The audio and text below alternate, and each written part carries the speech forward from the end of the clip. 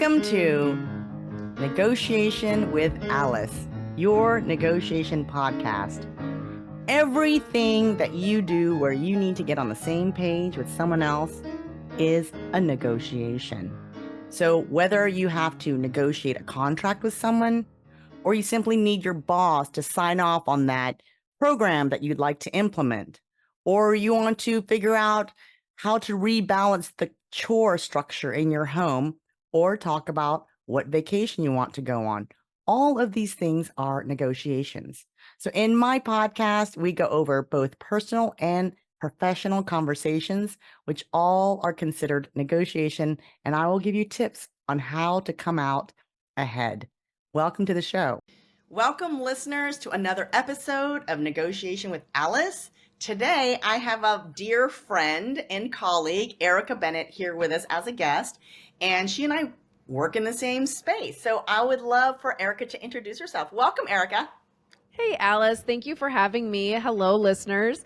My name's Erica Bennett. I host the Crazy Ex-Wives Club podcast. I am your favorite crazy ex-wife, helping other women not feel so crazy as we navigate all the emotions of divorce. When our emotions are in control, we all do the things that we're like, was that really me? Did I make that choice? So I help you through it. There's a podcast every week called the Crazy Ex-Wives Club. It drops on Wednesday. We also have a divorce community. We have a new annual membership, which is super exciting to give you the space to find divorce besties, get clarity, calm your nervous system, learn how to heal. And my favorite part, Alice, because I haven't filled you in on this secret, is you get a quarterly healing kit, a curated gift from me to help you navigate all of those growth and transition phases. So you guys can find out more about myself or the podcast at thecrazyexwivesclub.com. But it's all about helping you move forward so you're not triggered by all those emotions. That is fabulous, and congratulations on your new community. It's very exciting, and it's definitely much needed in the divorce world, right? Right. Yeah. And I just always, I loved buying new things to help me figure out what the next phase was. So I'm super excited to be able to share those things with other women so that they too can get little presents to help them on their healing journey. On my healing journey, I signed up for kickboxing and I went to the shooting range. I wonder what that means. Right. I mean, let's save that for another episode, but So on that note, I would love to know, what topic are we talking about today, Erica?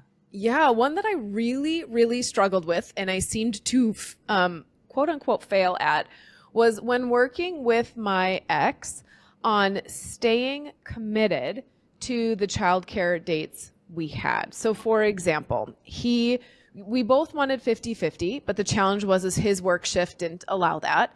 And instead of having our son with a babysitter all the time, we came to the agreement that our son was at his house on the days he had off so that he could maximize the home time that he had with him, but that we weren't going to put our kid with a babysitter unnecessarily. And so one of the challenges that used to come up a lot is his work schedule changes. He works in a big box retailer, and so it would move quite a bit. And all of a sudden he'd be reaching out and he'd be like, well, that doesn't work for me anymore.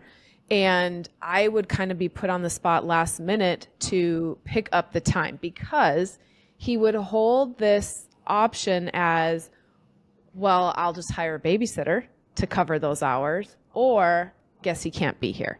And so it was a bit of like, it kept taking up any of those. I had 2 days a week that were free, the 2 days to like take care of me and clean the house and do all that stuff. And so I never really knew what to do other than just take on the extra time. I was often overwhelmed. I was really burnt out. I was always frustrated, but I felt like there was nothing I could do to get him to change. Got it. So that's a great question because I think that happens a lot, particularly to women, although I'm sure it happens to both men and women where they feel like, oh, I'm being taken advantage of, or they are, taking advantage of the fact that I am good natured. Yeah. So you sort of like just carry the heavier burden. And so one of the things that I like to remind people is that when you feel put upon, there's always space to negotiate. And what people typically do is they forget. So they get put upon and put upon and put upon, and they say, oh, I'm carrying this heavy load all the time, and it feels like it's unfair. So what you can do is I encourage people who feel like this to really think about what is important to you. So in that, let's take that example, right? Yep. In that example, I understand that probably the number one priority for both parents was for your child to be with a parent at all possible, if at all possible, because the babysitter option was like second priority, right?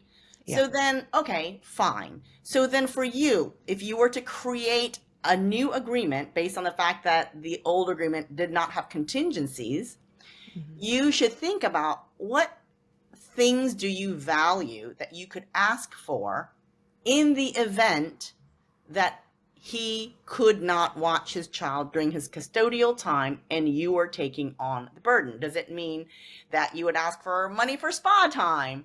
Or, you know what I mean? Or does it mean that he's going to swap days with you? Like, what are some of the things that you feel like these are good exchanges? Because what you want to do is you want to make it equitable. Right. I didn't know I could ask for spa gift cards, but I mean, I'm gonna add that to my list now. I'm sitting over here like, duh, why didn't I? Right? Because I guess the other reality is he was gonna pay a babysitter to be with our child, then take whatever that allotted budget is, and that is getting sent this way because I am picking up extra meals and I'm canceling my plans and doing whatever else to literally cover the hours. Yeah, I think that is really good. I think the other thing is I'm like, duh. Now I know. Now that I'm in a step parenting situation where we're kind of moving childcare weekends, I never asked for the time to be made up. And I don't know why. I don't know why I didn't. And then Everyone forgets. Everyone forgets, and they're like, okay, fine, I'll do it. And you forget that you can renegotiate based on structural changes, right? There's some structural changes in that now he's asking you to pick up the slack for him. So instead of just picking up the slack for him, you should say, okay, I'm going to pick up the slack, but in order to equalize this working relationship, either give me the money that you would pay for the babysitter, or if you don't give me the money, let's swap days. You take, our child on different days so that I still have my 2 free days. right, because I just kept getting so resentful that like, does he not care? I'm the only one that continues to have to carry the weight for our son because his dad is his job or this or that, right? Like, and again, you got like he's a good dad, but he was pissed at me. And so, work or whatever would come up. Yeah. Gosh, wish I had done that a little different.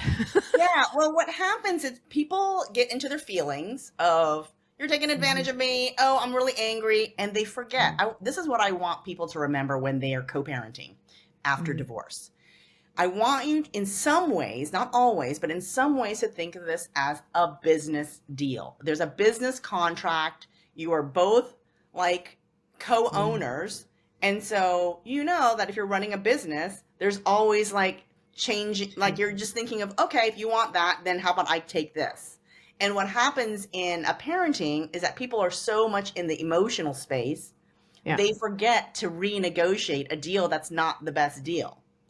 It's not the best deal if every other week he says, Erica, sorry, yet again, I'm at work. Yet again, I'm at work, right? So then you can always go back. If you think of it more in terms of, oh, this is a business deal, you can go back and say, hey, this is not a fair business deal. Let me like renegotiate so it feels more equal. In the event that A happens, the default is B.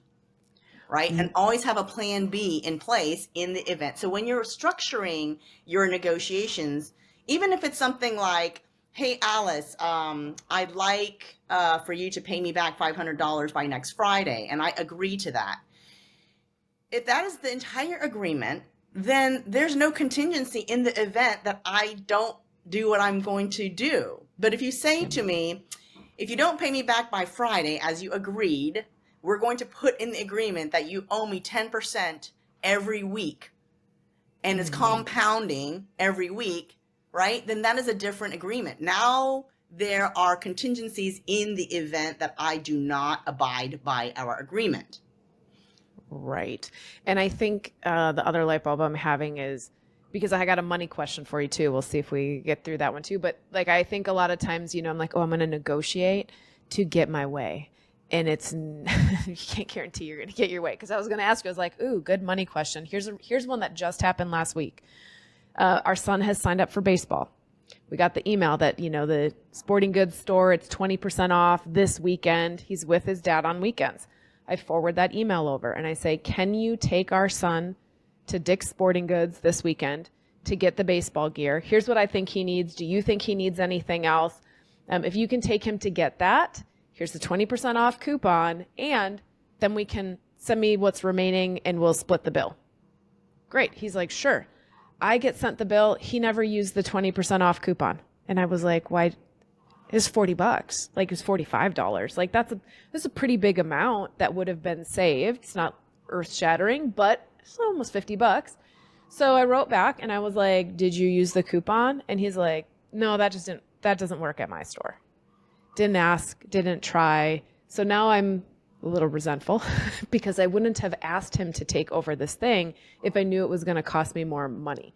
But I don't know where to go with those types of situations. So a really good way to go at a conversation without feeling like you're the aggressor. Yes, you can please. actually role play it. Let's say that you're playing his role. I might say something, and I'm being you.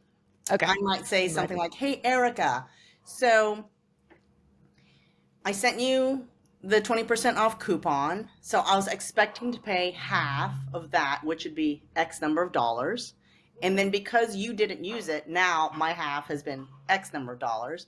And I'm curious because I'm feeling like it's not very fair. I caution you using that word.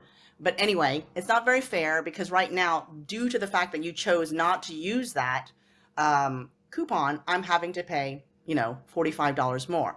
Is there a way that you can think of to make this like feel okay for me? I'm just going to have you send the rest of my emails to him. Okay. I'm just going to forward them to you because that's the challenge. I felt like all of a sudden I'm the aggressor again and I'm demanding something. And I feel like I don't know how to open the conversation back up. And that was a big problem in our marriage, right? Erica decides and Erica picks. And so there's a hot button around that I can't just show up and demand it happen a certain way. But I was miffed. I was like, you literally cost me $20 that I didn't need to be responsible for. Right. Yeah. So then you can ask, because what you're doing is you're first of all stating that how it feels for you, right? It feels like I'm now having to pay $45 extra because you opted not to use the coupon. Is there a way for you that you can think of to make it feel like okay for me? Now you're putting it in, you're not demanding anything. You're stating this is how it feels to me. What ideas can you come up with? Now, he may come up with an idea or he may say, well, I don't know, Erica, like, what do you want, right? And then you can say, look, I'm offering you to make an option, come up with an option. If you want me to come up with one, I can think of one. I would still not exactly answer. Because sometimes people in defensiveness will say, well, I can't think of anything, and so you want to say, I want to make sure that you are actually wanting me to come up with something because, right? So you don't want to answer immediately. I like that. Immediately, he's going to say, oh, look, there you are. I knew you had like some reasons that a demand that you're waiting to, right? He's going to feel that way. So you want to pressure test it first and say, right now, I'm just offering you the opportunity to come up with a solution. Yes, I do have an idea, but I wanted to make that offer to you first. So I would pressure test it. I like that because yes, that's the other thing. It's the default, like, well, what do you want? And then the moment I step into it, again, I'm also heated because I'm annoyed because I like either own it or don't own it, but don't, can you swear, half word.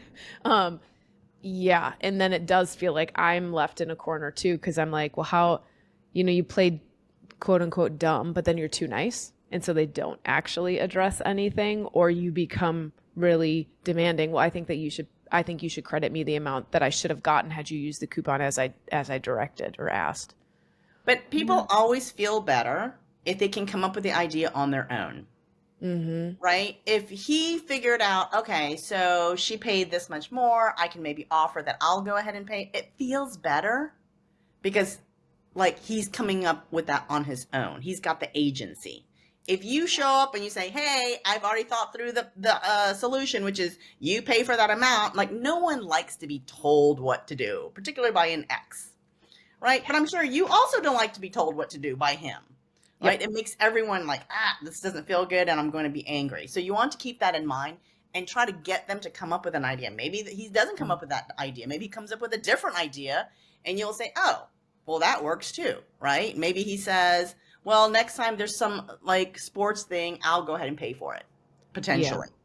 Or, I know that there's some fees coming up. It's $45. How about I just pick up the whole entire fee or what have you, right? Yep. And so you can negotiate those things. But it feels better if you open space for him to come up with a way to make it feel okay for you. You can say it didn't feel okay for me that Mm-hmm. I had to pay. You don't even have to use the word fair. The reason why I caution people using the word fair is because what you feel like is fair and what he thinks is fair are different, right? So you Yeah. can just say, it just doesn't feel okay to me that I have to pay $45 because you decided not to use the coupon. Is there something that you can think about? You don't have to come up with it now. You can think about it and talk about it with me tomorrow. Yeah. But is there something that you could maybe consider to make me feel a little bit more okay about this? Because it didn't feel very good. And Yeah. that's it. I like that. Yeah, I like that because I think I find myself in the two extremes. I'm either telling him what needs to happen, or I'm asking, hoping that he's just gonna like read my mind and figure out, Right. So learning to navigate that space in between a little bit better is my opportunity. And what that does, it opens up space to negotiate. Yeah. You're asking him, hey, you can go away and think about like, what kind of offer can you make me? Mm-hmm. And maybe tomorrow is when he makes an offer and then you make your counter offer, which is, okay, but is it possible maybe that you just go ahead and eat that $45 since that was your option? Like, is that, but that comes like in the middle of the negotiation. It doesn't come at the top. Yeah. And I think, after all these years of having very bad communication in the beginning to now getting to neutral, it's almost like I try and avoid as much communication as possible, which means even right now, as you're saying, it opens the negotiation. I'm like, oh my God, it means we have to go back and forth for a little bit. And I think that's what I'm like, Yeah. can we just listen and do You're what I like, say? this is triggering. Yeah. I totally understand. Yes, especially if years of conflict. People don't want to dive back into the years of conflict. And so, you might want to just keep your eye on the ball, which is we are now going to have a civil negotiation, not an uncivil negotiation, which is like the past, right?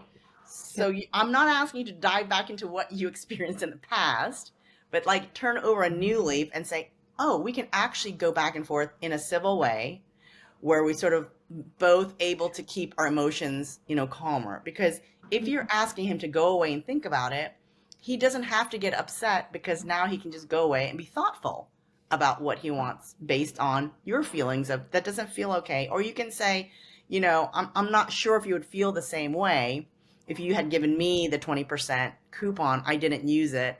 And then I just told you, yeah, you have to pay $45 more. Like, I'm not sure how you would feel about it, but I just would like for you to consider it and then maybe talk to me tomorrow about some way that might make it feel okay for me. Even Yeah. if he pushes it back to you, I would still say, let's just pause on that. I'd like to give you space to think about it. We can pick it back up tomorrow. Don't fall into the trap where someone says, what is it that you want, Erica? Just tell me so that I can push back. Don't What's fall into that trap. That is a baited trap. And you mm, can say, no, I really want you to think about this. yes, the baited trap is always get her to do the work and then be mad that she did the work or made the decision. Oh, I Right. don't you pick. Oh, and then he gets to still play the victim in the decision. Right. Love Now, it. let's say that he pushes extra hard and he says, I know that you have an idea. Then the way you bring it up is you can say, I do have a proposal. It is merely a proposal. And if Mhm. you don't like it, you're welcome to give me a counter proposal. Would you say, because I'm also the queen of like, I can think of 5 options, or is it one and it's just starting? Because if he really pushed, I might go back and say, okay, I can think of a couple ideas. Why don't you cover the full school lunches next month? Or, why don't you refund me the the 50% of that discount that I should have gotten, and like give him options to pick from? Or should I not put all my cards out? Options are always great. I have like a two choice option that I think is a fabulous strategy, because the thing that you want to think about in these options is that there's a little in it for him and a little in it for you for each of them. So he gets to prioritize what is more important. Is it more important to do, I don't know, like delayed payments for school lunches, or is it more important to just go ahead and pay you now and just be done with it, right? So people can have different priorities.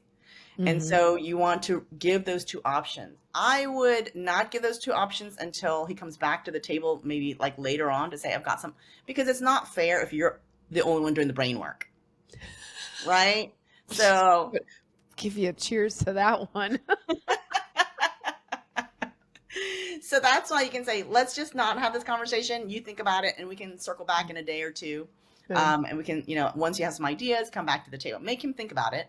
And you have your two options ready to go. If you don't like what he's offering, then you can say, okay, well, I've got a couple of counter offers. How about this or this? And now you're really in a negotiation, because he's making an offer, you're making some offers.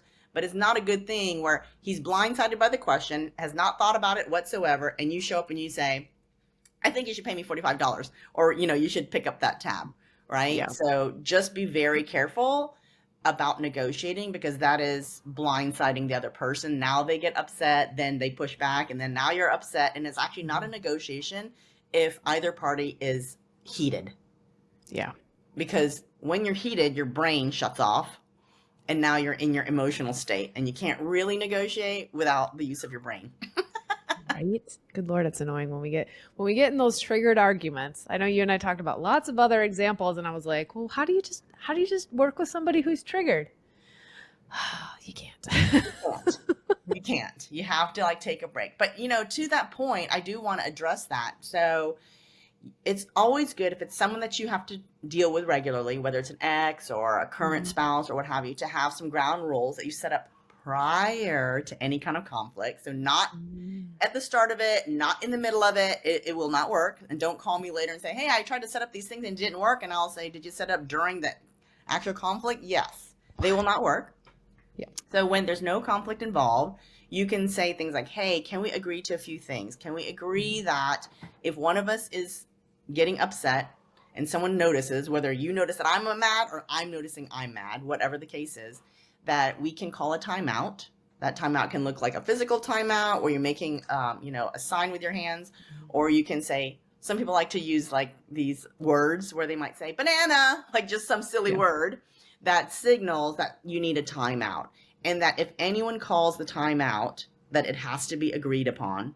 The other party cannot say, no, there's no timeout here, right? And then the person who called the timeout is responsible for actually coming back to the table to finish the discussion within an appropriate amount of time, 24 hours, 12 hours, 48 hours, whatever the two of you agree to, that you say, okay, once we've calmed down, we get to come back and have a discussion.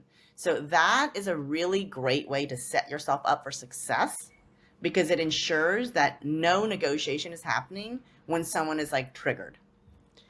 Right. And I think that's, so often they're just repeated. I can think of 3 that are always being triggered. And so I keep trying to figure out how to get through this conversation without it being triggering. And I will try setting those expectations prior.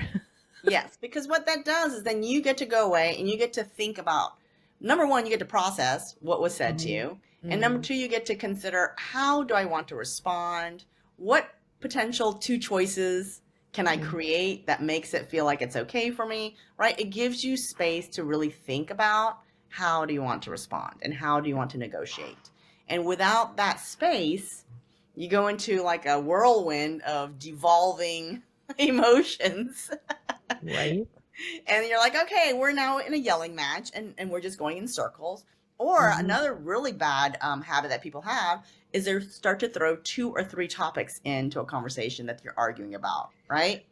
Oh, yeah. And we have that problem, but it's not that we're throwing them in, but they're woven, right? It's like a spider web. You pull on one cord and all of a sudden it's unraveling one of the other cords. And me on my emotional guru healing side, I'm oh, let's go tap this out. Let's lean into it, right? And that is not how men are processing emotions. Because I was like, perfect, we've hit a hot button. Let's explore. And the other half of it is like, not going to happen. Not going to happen. I'm just going to stay here. So it's having those tools in the middle. I'll go away. I'll process my emotions. I'll move through it and flow it out of my body. But the language tool to be able to try and communicate it before it gets to that point is really helpful. Yes, and if you do notice whether you or the other person is bringing in a second topic in an argument, you can always say, like, if, just for example, I like concrete examples. So if I said, hey, Erica, like, let's say we're partners, and I say, I'm really upset because you came to dinner late. I was waiting for you at the restaurant. And then instead of addressing it, your response might be, I don't know why you're mad. Like, you do that to me every time. That is actually a second topic. It sounds like the same topic, which is being late for dinner, but it's not. It's me being late to dinner versus you being late to dinner. So the way to remove it is to say something like, hey, look, Alice, if me being late is an issue, we can talk about that. But let's first finish talking about the fact that you were late. Let's finish that conversation, and then we can move on to the other one. Chances are, whatever topic the other person brought in is not important enough to them for them to want to actually continue that conversation later on. Usually it's a tactic, right? To disrupt the whole conversation and take it off of them. So anytime someone throws back something like, well, I don't know why you're mad. You do the same thing. You can always say, we can talk about that. I'm happy to talk about that after we finish this conversation, which is why you're late and it's upsetting to me. And you finish that. So you can always remove topics, but you have to notice when they come in. Don't get so caught up in the argument that people are throwing 2 and 3 things in, and you're now talking about multiple things, and you're like, don't even realize it. You have to be really clever to see, oh, this is like a second topic. Let me take it out. I usually just go, we are getting off topic. Back to what we actually started on. But I'm going to try that approach instead and be like, hey, that's valid. Let's talk through that when we finish this topic. Correct. Yes. So that should help. Okay. But love it. Thank you, Alice. This was super helpful, especially for, the like emotional flow me that like just doesn't want to upset people. Let's just like go with the flow. And I'm a Virgo. So that means like, I'm so nice or like, get it done. There's very little in between in my world. So in between where you calm everybody down is great. And one more topic too, one quick topic is that if someone is coming at you and they're very angry and you feel like defensive, and most people, the first thing they do is defend themselves. What you want to do is you want to repeat back everything that you heard them say, even if you do not agree. So if I say, okay, Erica, you're a horrible person. You treat me terribly. Like, I can't believe you're so disrespectful. Let's say you feel like all of those are lies. You still want to say, all right, Alice, let me make sure that I understand what you're trying to tell me. You're trying to tell me that you feel like I'm a horrible person, that I disrespect you, that I'm terrible. You want to repeat it all back, and that will calm my emotions down, because finally I'm going to say to myself, oh, Erica listened to me. She heard everything I had to say, and then you're going to visibly see me calm down. And I'm going to say, yeah, actually, that is how I feel. And now we can have the conversation. Well, and I think too, when I think about those situations, we also, myself or partners or past partners, we make these like all or nothing. Well, you're always this. And then when you reflect it back and you're like, okay, so you feel like I always, well, okay, maybe not always, but like a lot. And I was, oh, because we like to jump to, you always do this. So not always, but maybe a majority. But there's a big difference between you always do it or you're kind of prone to do it. Right. There's a big difference. So yeah, so choice of words, making sure that you're not judgmental. We're all judgmental. And people say, how do you turn that off? You just turn off the running record in your mind that's like, oh, I can't stand this person, or oh, this person is irritating me, or oh, this person doesn't know what they're doing, or oh, this person always does this to me. Like, all those thoughts, turn them off when you're in dialogue, because if you have those running thoughts, I can guarantee you they are feeling them. Right? So true. So true. I love it. Well, I think this was really helpful. It gives me definitely some new things to try out and find my flow in. Yeah, let me know. You're welcome to come back on the show and tell us how some of those conversations went. All right, about the baseball equipment. God, I know. The only thing I sent back is because I was like, I know he didn't use it, so I responded. I'm like, did you use the coupon? Like, I already know the answer, but I was trying to lead the conversation. Yeah. Um, Yeah. Good yeah, luck with that. Let me know how it goes. I will. Thanks, Alice. Sure, Erica. And then if someone wanted to work with you or become part of your Yeah. community, how can they reach you? We'll definitely have all your information on the show notes, but if you want to give a website or an email, how can Yeah, so you they? guys I'm at everything the Crazy Ex Wives Club. So the crazyexwivesclub.com. It's the same on Instagram, Facebook, YouTube. I'm not really active on TikTok, but it's over there. But yeah, so I would say the best way to connect Instagram DMs. I'm in there every single day. You'll reach me, not somebody else. So we'll actually connect and talk. You also are welcome to send an email over to info at thecrazyexwivesclub.com.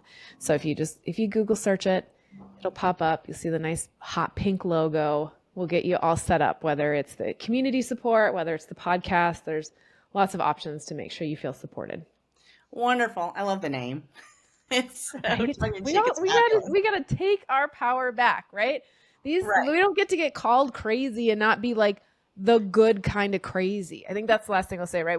We know the bad kind of crazy. It's what all the songs get written about, like the slashing tires and the king cars and like the girl fights. Okay, the good kind of crazy. Love, abundance, grace, being able to hold space for people as we navigate really emotional, tough stuff in our life. Like, it's kind of the point. So the more we can be the good crazy, the more we can change what's going on.